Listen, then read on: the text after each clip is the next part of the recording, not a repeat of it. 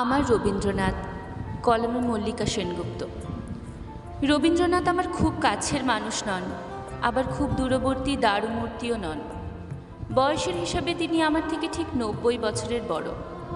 কিন্তু যদি আমাকে কোনো দ্বীপে নির্বাসন দেওয়া হয় শুধুমাত্র 10টি বই বেছে নেওয়ার অধিকার দিয়ে, আমি অন্তত 4-5টি বই নেব রবীন্দ্রনাথের। গল্পগুচ্ছ, 3 সঙ্গীতনের বই, সঙ্গে থাকবে শেষের কবিতা, গীতবিতান আর 1টি বা 2টি কবিতার বই। যদি 11 বা 12তম বইটি নিতে বলা হয় শেষ মুহূর্তে, তাহলে অবশ্যই নেব বিসর্জন বা ডাকঘর, শ্যামা বা রাজা, রবি জীবনী বা ওকাম্প রবীন্দ্রনাথ।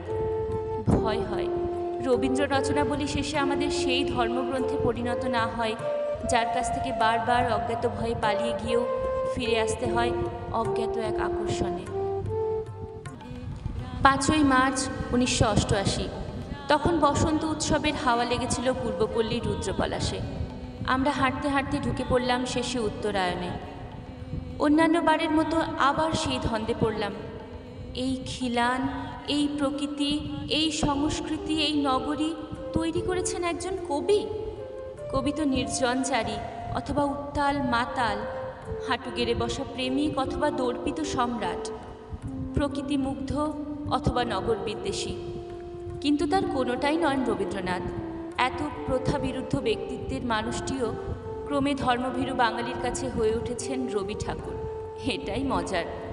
আর এই ঠাকুর বাড়ি দর্শনের জন্য যেমন একদিকে বারবার ছুটে যান শহরের শ্রেষ্ঠ বুদ্ধিজীবীরা, তেমন গ্রামগঞ্জ ঝেঁটিয়ে লাক্সারি বাসে করে চলে আসেন সহজপাঠ না পড়া ঠাকুর দর্শনার্থীরা। তেমনই একদল আমাদের পাশে দাঁড়িয়ে দেখছিলেন রবীন্দ্রনাথ ও ইন্দিরা দেবীর একটি ছবি। ওই অবোধ ভিড় থেকে ছুটে এলো মন্তব্য, দেখ দেখ, ইন্দিরা গান্ধী আর রবি ঠাকুর। আমার পাশ থেকে পম্পা থাকতে না পেরে বলেই ফেলল, দেখুন, উনি ইন্দিরা গান্ধী নন, রবি ঠাকুরের ভাইঝি ইন্দিরা দেবী।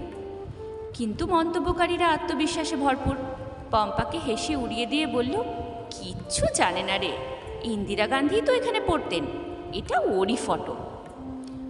রবীন্দ্রনাথ যখন এতটাই জনসাধারণের, তখন বলতেই পারি যে বাঙালির বেসিক নিড 5টি নয় 6টি: খাদ্য, বস্ত্র, প্রাথমিক শিক্ষা, চিকিৎসা, বাসস্থান ও রবীন্দ্রনাথ। তারপর ঠাকুর পুজো কে কীভাবে করবে তা তারাই ঠিক করে নেবে। মনে করা মুশকিল আমি কবে প্রথম রবীন্দ্রনাথের কোন গানটি শুনেছিলাম। তবে আমাদের বাড়িতে একটা পাগলা ভিক্ষুক আসত। সে গাইতো, ওই মালতী লতা দোলে। সে প্রতিটা শব্দের শেষে ম শব্দটি যোগ করে দিত, অর্থাৎ সে গাইতো, ওই মালতী লতাম দোলেম। কিন্তু তার কণ্ঠটি ছিল বড় মায়াময়, কোনো দিন ভুলব না। আমি কখনো গান শিখিনি, মা বলতেন গলায় সুর নেই। আমার আশপাশ দিয়ে সমবয়সীরা গানের খাতা নিয়ে চলে যেত বিকেলের ক্লাসে। এই রাজ্যটি ছিল আমার চেতনার বাইরে। কিন্তু জন্মাবধি যে কতবার কতভাবে রবীন্দ্র গান গাইতে শুনেছি মানুষকে। যখন ট্রেনে করে ইউনিভার্সিটি যেতাম, এক কুষ্ঠরোগী গাইতো, দিনগুলি মোর সোনার খাঁচায় রইল না। বলা বাহুল্য, সে না জেনেই গাইতো। মাত্র 26 বছর বয়সে বিধবা হওয়া এক পরিচিতি মেয়ের গলায় শুনেছিলাম, আমার দিন ফুরালো ব্যাকুল বাদল সাঁঝে। একটি রূপহীন মেয়ে বিয়ে না হওয়ার যন্ত্রণায় যে ক্রমশ মুখ হয়ে আসছিল, সমবেত পাত্রপক্ষকে শুনিয়েছিল, বাঁচাও তাহারে মারিয়া। লোকালয়ে যেভাবে ধীরে ধীরে বন্যার জল ঢোকে ও জনপদ হারিয়ে যায় জলের তলায়, সেভাবেই ধীরে নিশ্চিতভাবে আমরা কখন ডুবে গেছি গীতবিতানের অসামান্য লিরিকগুলির তলায়। এমন স্রষ্টাকে প্রণাম না জানিয়ে পারি না, তার সামনে স্তব্ধ হয়ে দাঁড়িয়ে থাকতে হয়। এইসব সময় আমার তাকে অলৌকিক মনে হয়, ঠাকুর বলে বিশ্বাস করতে ইচ্ছে হয়।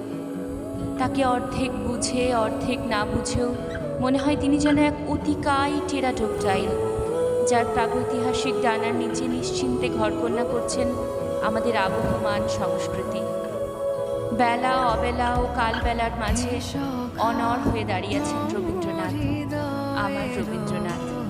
তাকে প্রণাম।